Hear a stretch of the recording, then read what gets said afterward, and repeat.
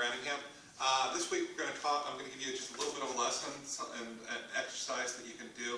And this actually works if you're writing for poetry or fiction or even creative nonfiction. It would have to work within the context of a story someplace, but as a poem it really absolutely works. And it's getting at one of the old ideas of haiku, where the haiku masters would, you know what haiku is, 5, 7, 5, all that. To me, that's the least important part. One of the most important parts to me is the capturing of place and of setting. And one of the things that a true master does is tries to capture the true spirit of that place. Now, sometimes when you think of the spirit of a place, you think of those big moments when the big things happen.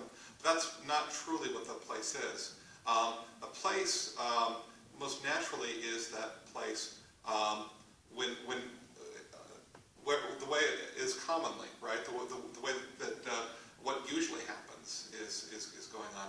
And so some of the great haikus, what they'll do is they'll find the moment between moments. Now, this is great if you want to write about some place that's really special to me. A place that's really special to me is Mount San Antonio College, where I teach, right?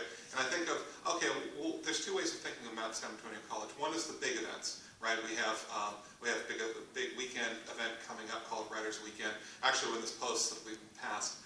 Or we have graduation or something.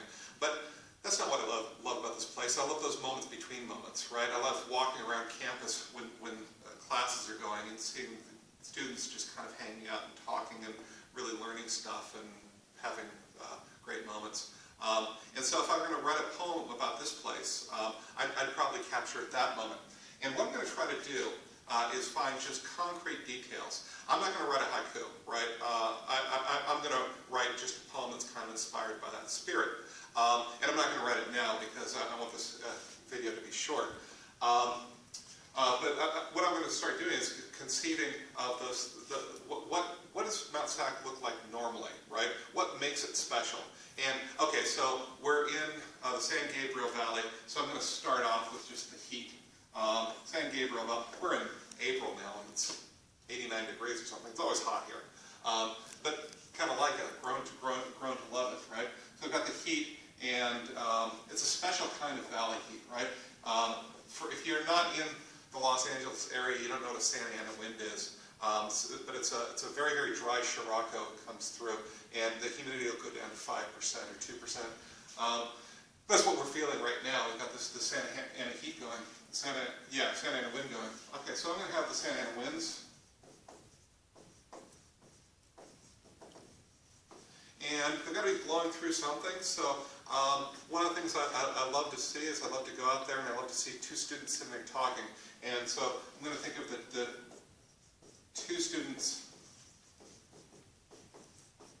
talking and a girl with her hair blowing, right? And that's going to be the bulk of that's going to be what my poem's about. That's what's going to be in the poem. And just this girl talking, her hair is just kind of going, and then I'm going to leave it at that. What this is going to do is it's going to capture this place that I really love, right? And my awareness of this place and the way that people function in normal everyday life is going to transfer that emotion onto the poem, right? It's just a kind of nice, beautiful moment. I could do someplace that I hate. Where do I hate? Where do I hate? I don't like being out in the middle of the desert on a hot day. So how would I capture that? I'd probably capture that in terms of danger. Driving out to Las Vegas or something, I see somebody broken down on the side of the road. What is life like for that person, right? And whatever emotion that I have about the place is going to come through this discussion.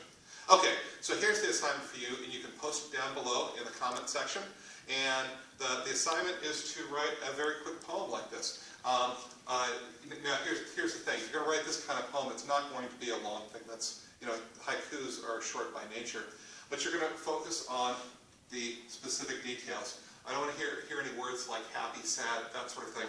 That will block our emotion, our access to your emotion, because you're not truly feeling that, right? You're feeling something much more profound and complex than the word happy could ever suggest, right?